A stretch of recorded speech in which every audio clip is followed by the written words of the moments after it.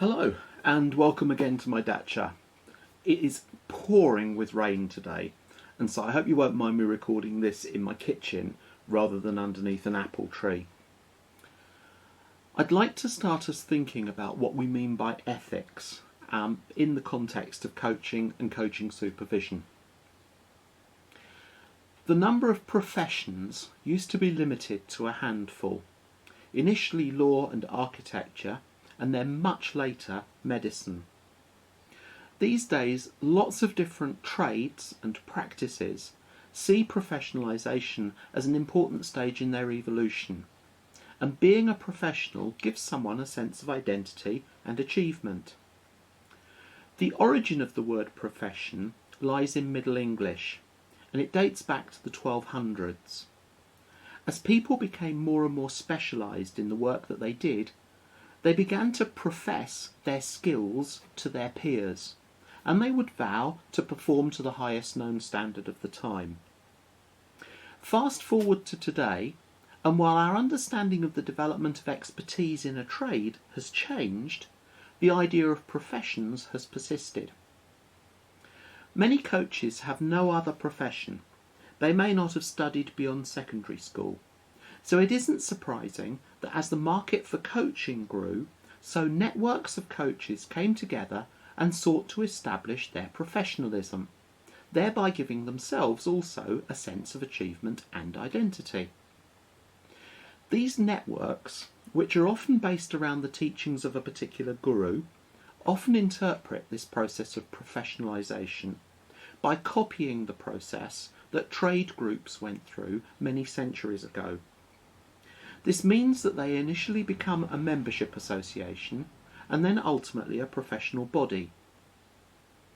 In the professional bodies of law, architecture and medicine, the participants agree to work according to a set of guiding principles, a code of practice, and a failure to comply with the code of practice starts an elaborate disciplinary process, ultimately leading to them being expelled from membership.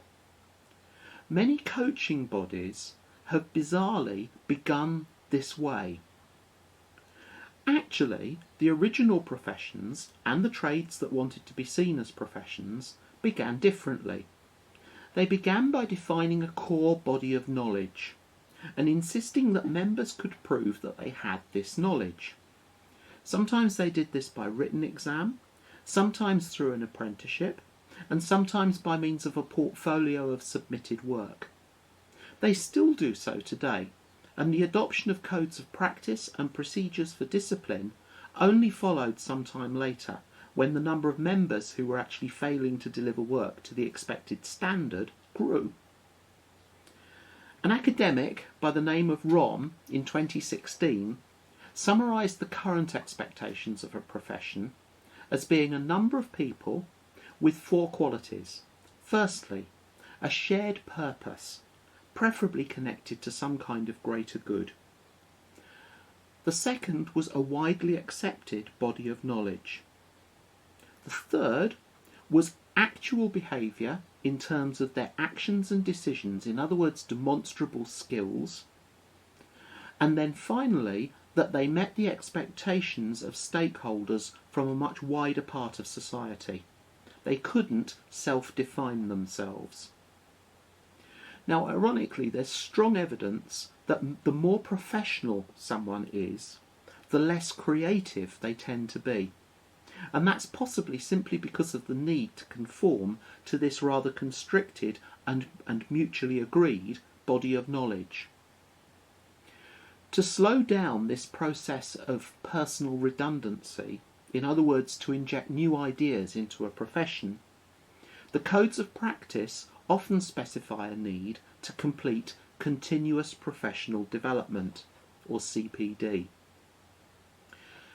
Many discussions about the ethics of coaching revolve around the terms of the code of practice, which is clearly far too narrow a perspective. The dictionary defines ethics as the moral principles that govern a person's behaviour.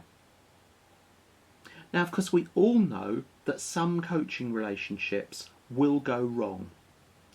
Because of this moral idea, Some people like to think of ethics as being about the protection of the client.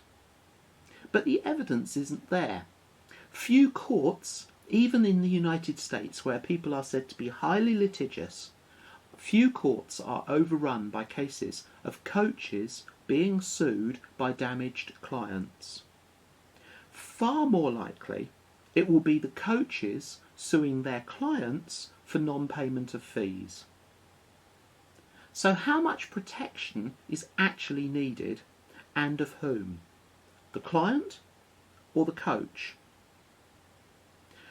We are therefore going to consider the ethics of coaching as being about ensuring that the specialised work that we all do is performed to the highest possible standard. And this means that the interventions made by a coach throughout their relationship with their client and of the supervisor with the coaches that they support will tend to concentrate on two strands. Firstly, delivering the best possible outcome for the client, and secondly, the protection of both the client and the coach. You might like to reflect for the next few days on the ways in which you achieve these two outcomes with your own clients, and also how you might try to do so if you are supervising another coach. During the webinar, we're going to have a look at some moral scenarios and just see how you interpret those, what you make of them. I hope you'll enjoy the process, and I look forward to seeing you on Thursday. Thank you.